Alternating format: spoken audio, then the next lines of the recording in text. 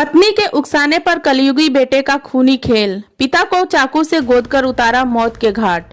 बीच बचाव करने आए दो भाई भी गंभीर रूप से घायल। नमस्कार, मैं ज्योति प्रिया शर्मा और आप देख रहे हैं मेरे साथ भारत मीडिया।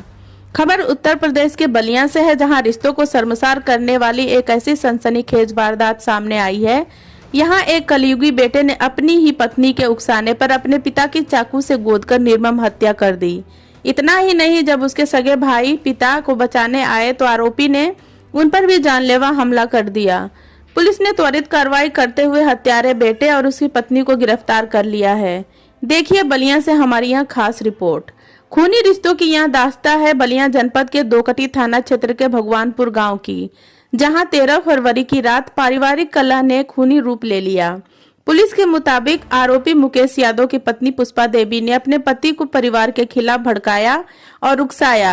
पत्नी की बातों में आकर मुकेश ने आव देखा न ताव और चाकू लेकर अपने ही पिता लालजी यादव पर टूट पड़ा।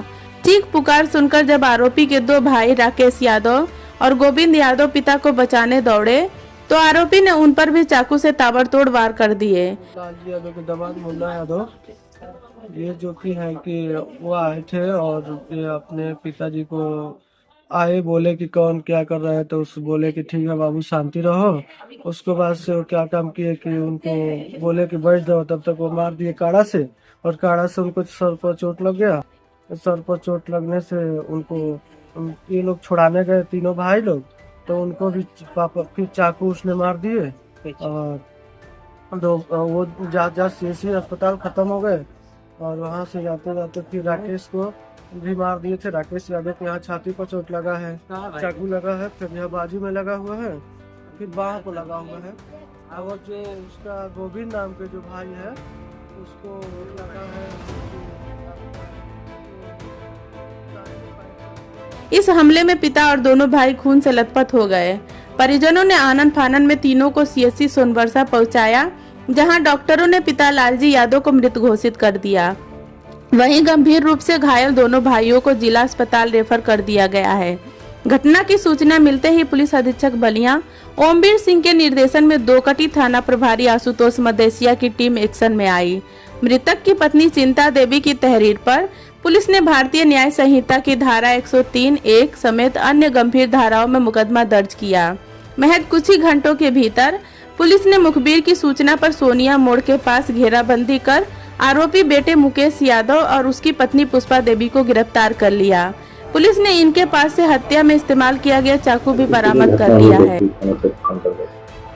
कल थाना डॉक्टी पे करीब 9 बजे के करीब ये सूचना प्राप्त हुई थी कि